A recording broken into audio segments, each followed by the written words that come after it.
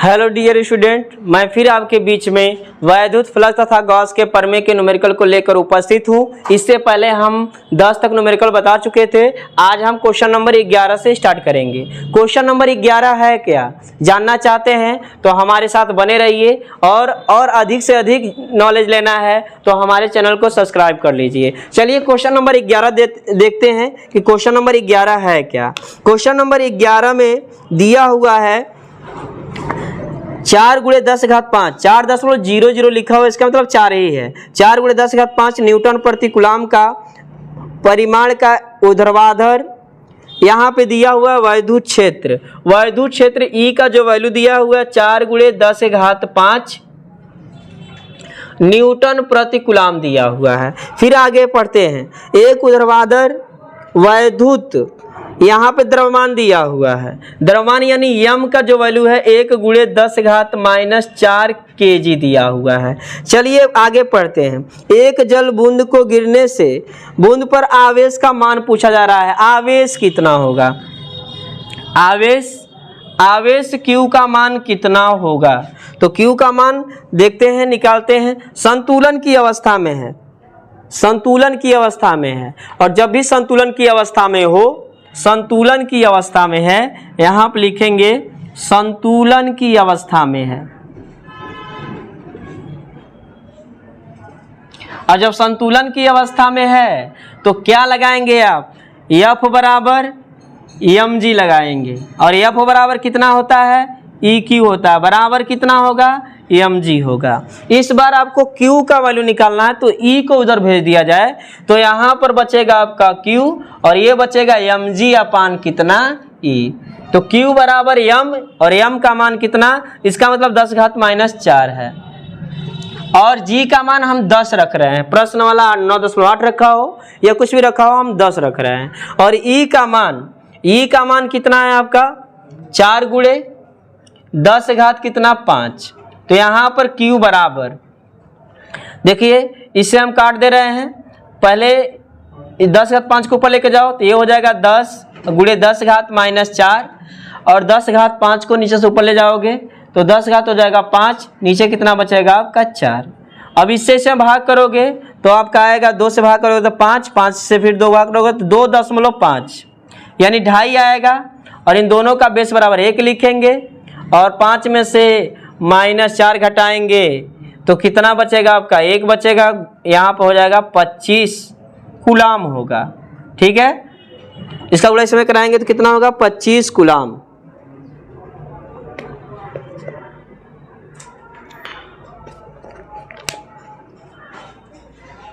दो 2.4 × 10⁻⁹ कूलम। कहाँ मिस्टेक हो गया है, यहाँ पर एक बार और देख लेते हैं। क्वेश्चन में थोड़ा सा मिस्टेक आंसर दे रहा है। यहाँ पे जो दिया हुआ है 4 × 10⁵ न्यूटन प्रति कूलम का, तो न्यूटन प्रति कूलम जो लिखा हुआ E का वैल्यू दिया हुआ है। ऊर्ध्वाधर वैद्युत क्षेत्र की दिशा में 1.00 10⁻⁴ की ग्राह, तो 10⁻⁴ की ग्राह होगा। संतुलन की अवस्था में F बराबर mg होगा और F बराबर कितना होता है, EQ। और EQ का मान निकालना है तो E को इधर भेज देंगे तो E यहाँ पे हो जाएगा। M का मान कितना है आपका, 10⁻⁴ और G का मान कितना है 10 और E का मान कितना है 4 × 10⁵। जब 4 × 10⁵, हाँ यहाँ मिस्टेक हुआ है, ये 10⁵ ऊपर जाएगा तो कितना हो जाएगा, -5 हो जाएगा। ठीक है, अब यहाँ से क्या होगा, Q बराबर 4 से 10 में भाग करेंगे 2.5 आएगा और ये हो जाएगा 10 कितना, -9। ये हो जाएगा आपका कूलम।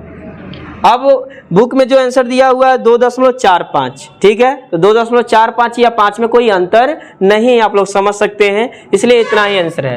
आंसर में क्यों मतलब थोड़ा सा डिफरेंट हो रहा है, क्योंकि 10 न रख के 9.8 रखा गया है। जब 9.8 रखेंगे तो उतना आ जाएगा। चलिए इतना भी सही है। क्वेश्चन नंबर 11 को क्या करिए, स्क्रीनशॉट ले लीजिए। फिर क्वेश्चन नंबर हम 12 देखते हैं कि क्वेश्चन नंबर 12 है क्या।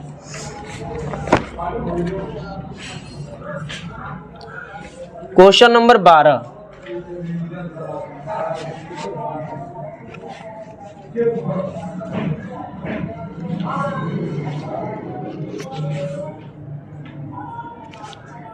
क्वेश्चन नंबर 12 दिया हुआ 500 न्यूटन प्रति कूलम के वैद्युत क्षेत्र में, यानी यह ई का वैल्यू दिया है, ई बराबर दिया है 500 न्यूटन प्रति कूलम के वैद्युत क्षेत्र में। त्रिज्या दिया हुआ है 10⁻⁻4 सेमी त्रिज्या यानी आर का वैल्यू दिया है 10⁻⁻4 सेमी। सेमी को मीटर में बदल देंगे आप, तो सेमी को जब मीटर में बदलेंगे तो 10⁻2 से गुणा कराएंगे, 10⁻4 और ये 10⁻2 से जैसे गुणा कराएंगे मीटर में बदल जाएगा, तो ये हो जाएगा 10⁻6 मीटर। फिर आगे दिया हुआ है कि त्रिज्या का जल का एक बूंद स्वतंत्र रूप से वायु में लटकी है, जल की बूंद के आवेश की गणना कीजिए। आवेश यानी Q का मान पूछ रहा है। चलिए क्वेश्चन बहुत बढ़िया है, इस क्वेश्चन को हम देखते हैं कैसे लगाना है। संतुलन की अवस्था में ही लगेगा, और संतुलन की अवस्था में क्या होता है, आपको होता है EQ बराबर mg। ठीक है, इस बार भी हमको Q का वैल्यू निकालना है, तो E को यह भेज देंगे, तो यहाँ पे Q बराबर कितना हो जाएगा mg/E। लेकिन बहुत बड़ी समस्या यह है कि जो जल लटक रहा है उसका द्रव्यमान नहीं दिया है, तो आगे सॉल्व करने के लिए त्रिज्या दिया हुआ है, तो यहाँ पे घनत्व निकाल लेंगे। जल का घनत्व जल ही है, और जल का घनत्व बराबर होता है द्रव्यमान बट्टा आयतन। ठीक है, द्रव्यमान बट्टा कितना होता है आयतन। जल का घनत्व रो हो गया, द्रव्यमान हो गया m, और आयतन हो गया आपका v। यहाँ पे एक मान लेंगे, इसका गुणा इसमें करेंगे m हो जाएगा, और ये हो जाएगा rho into v।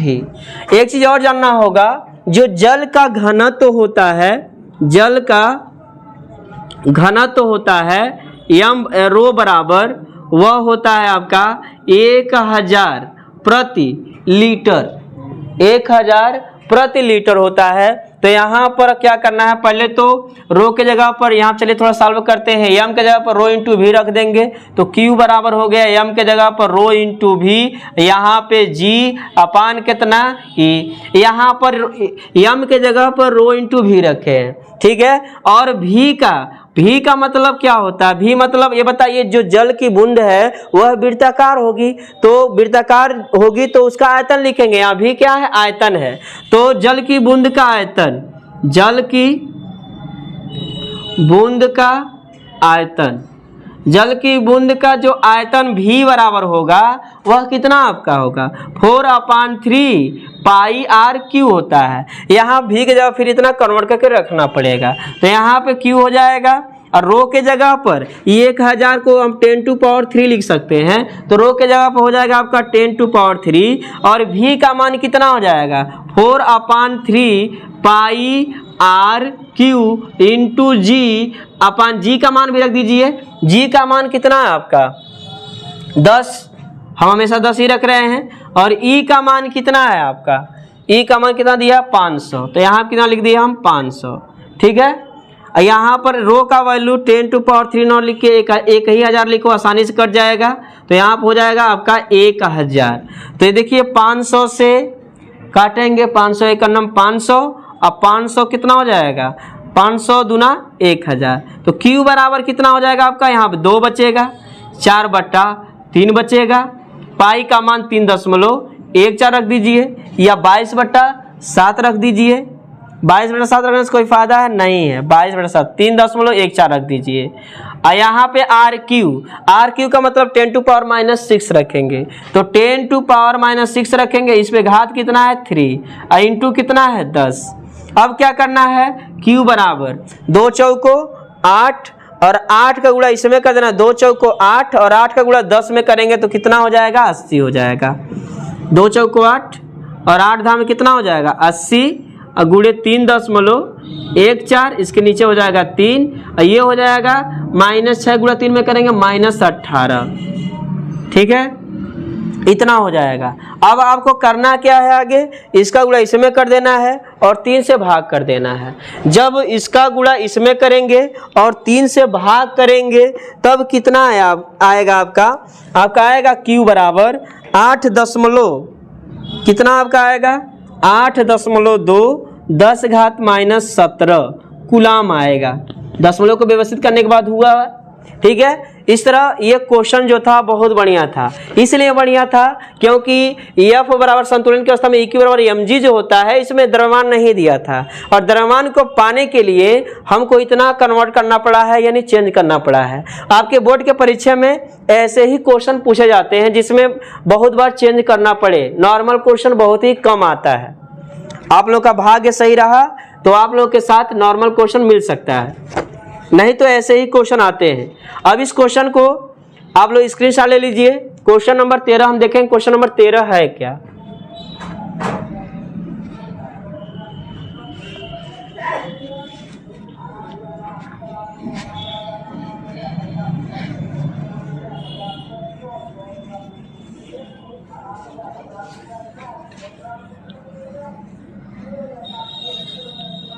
Question number 13,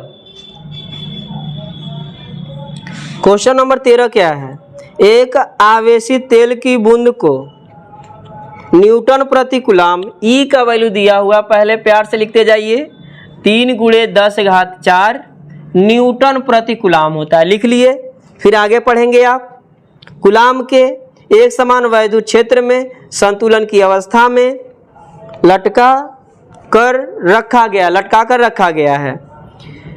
यदि इसका द्रव्यमान दे रखा है, द्रव्यमान यानी एम का वैल्यू 9.75 10 घात माइनस 16, ठीक है, किग्रा हो तो इसके ऊपर वैद्युत आवेश की मात्रा और बूंद पर कितने इलेक्ट्रॉन होंगे। आवेश निकालना है और इलेक्ट्रॉनों की संख्या निकालना है संतुलन की अवस्था में। आप लोग देख सकते हैं संतुलन की अवस्था में, संतुलन की अवस्था में क्या होता है, ई क्यू बराबर होता है आपका mg। अब क्यू निकालना है तो क्यू बराबर हो जाएगा mg अपान कितना ई। सबका मान दिया हुआ है, रख के सॉल्व कर लेंगे और यहां से आप क्यू का वैल्यू निकाल लेंगे। क्यू का मान निकालने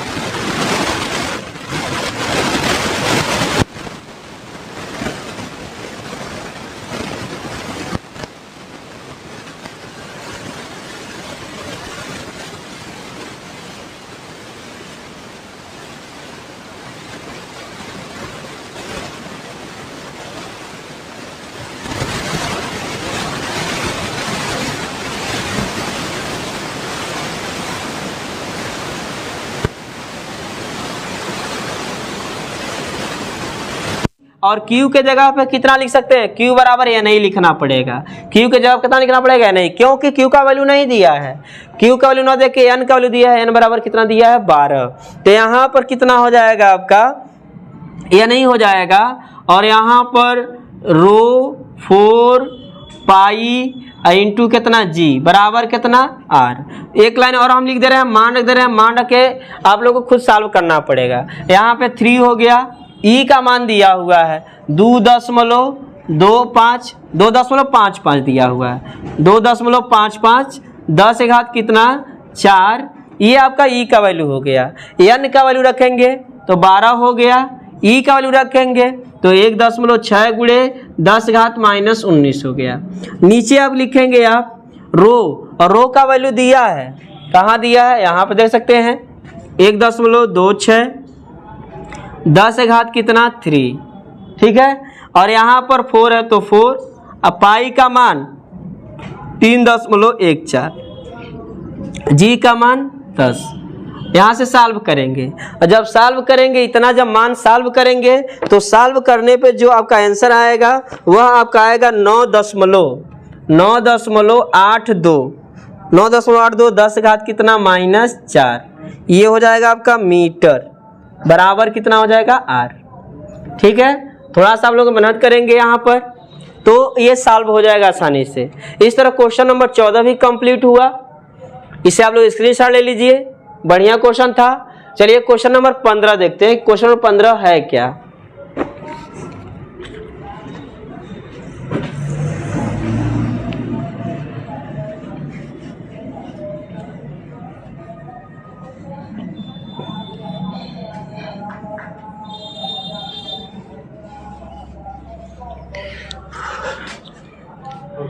क्वेश्चन नंबर 15 में देखेंगे आप, R बराबर दिया है 0.1 मीटर, इसको दशमलव की तरफ खिसकाएंगे 10 घात -1 मीटर आएगा। और E का मान दिया है 900 न्यूटन प्रति कूलम, और Q का मान ज्ञात करना है।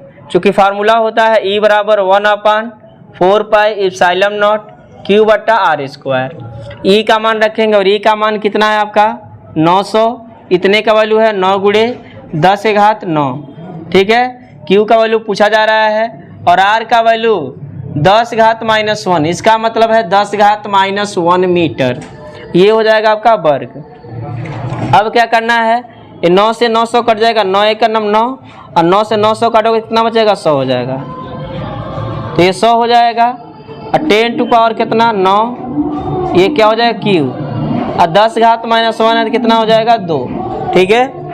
अब क्या करना है, 10 घात 2 को ऊपर ले जाओ, इसको हम लिख सकते हैं 10 का स्क्वायर, ठीक है, 10 टू पावर 9 गुणे Q अपान 10 घात -2। यहाँ पे एक, तो यहाँ पर इसका गुणा हम इसमें करेंगे तो हो जाएगा आपका 10 टू पावर 9 और गुणे Q बराबर, इसका गुणा इसमें करेंगे तो 10 घात कितना हो जाएगा 2, 10 घात हो जाएगा -2। तो यहाँ पे 10 टू पावर 9 गुणे Q, ये देख सकते हैं एक प्लस में एक माइनस में, इसका वैल्यू आएगा 1, ठीक है। तो Q बराबर हो जाएगा 1/10 टू पावर 9, यानी 10 टू पावर कितना हो जाएगा 9। तो Q बराबर 10 टू पावर 9 को ऊपर ले जाओ कितना हो जाएगा -9 कूलम। अब इसमें केवल एक क्वेश्चन बचा हुआ है, उस क्वेश्चन को देखते हैं। इसे आप लोग स्क्रीनशॉट ले लीजिए। क्वेश्चन नंबर हम 16 देख रहे हैं कि क्वेश्चन नंबर 16 है क्या।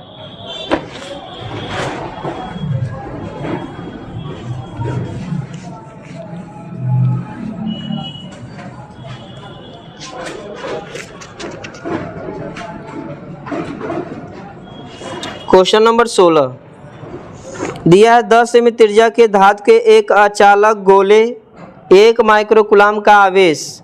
अचालक गोला उसकी त्रिज्या 10 सेमी त्रिज्या के धातु के एक अचालक गोले के 1 माइक्रोकूलम का आवेश एक समान रूप से आयतन में वितरित है। इसके कारण वैद्युत क्षेत्र की तीव्रता ज्ञात कीजिए गोले के केंद्र से 20 सेमी की दूरी पर। तो एक यहाँ पर एक गोला है, उसकी त्रिज्या जो है 10 सेमी है। त्रिज्या R बराबर कितना दिया हुआ है, कैपिटल R मान ले रहे हैं, कैपिटल R का वैल्यू कितना दिया हुआ है 10 सेमी, ठीक है। तो और इस गोले के केंद्र O से 20 सेमी की दूरी पर, इसे समान R मान लो, 20 सेमी की दूरी पर कोई बिंदु P है जहां पर वायुदूत क्षेत्र की तीव्रता ई क्या करनी है, निकालनी है। और इस पे जो आवेश दिया जा रहा है,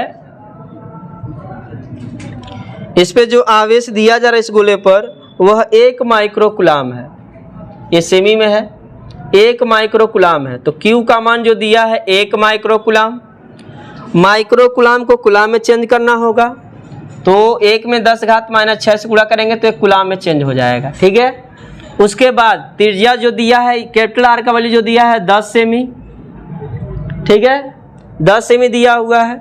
फिर 10 सेमी को हम क्या करेंगे, मीटर में चेंज करेंगे। तो ये हो जाएगा 10 × 10 घात माइनस 2 मीटर। तो ये हो जाएगा आपका कितना, 10 घात माइनस 1 मीटर। स्मॉल आर का वैल्यू गोले के केंद्र से 20 सेमी की दूरी पर पूछ रहा है वायुदूत क्षेत्र की तीव्रता। तो स्मॉल आर का वैल्यू कितना दिया है, 20 सेमी। ये हो जाएगा 20 × 10 घात कितना, माइनस 2 मीटर। यानी इसको जब सॉल्व करेंगे तो 1 0 इसमें घट जाएगा, तो 2 × 10 घात माइनस 1 मीटर आएगा। 0 है, घात माइनस में है, इसका मतलब +1, -2 में से घटा हुआ तो -1 हो जाएगा। इसका मतलब इसमें 10 1 है। अब इसमें गोले के केंद्र से 20 सेमी की दूरी पर वायुदूत क्षेत्र की तीव्रता निकालना है। गोले के केंद्र से, गोले के केंद्र से 20 सेमी की दूरी पर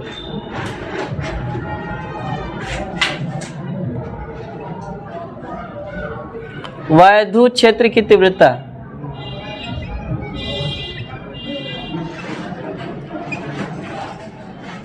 वायुदूत क्षेत्र की तीव्रता E बराबर 1/4 पाई एप्सिलॉन नॉट Q बट्टा r² से ही लग जाएगा। यहाँ क्या करना है, इसका वैल्यू निकालेंगे। 9 × 10 घात 9 होता है। Q का वैल्यू ये रखेंगे 10 घात माइनस 6, और r का स्क्वायर मतलब इसका स्क्वायर करेंगे 2 × 10 घात माइनस 1 का स्क्वायर।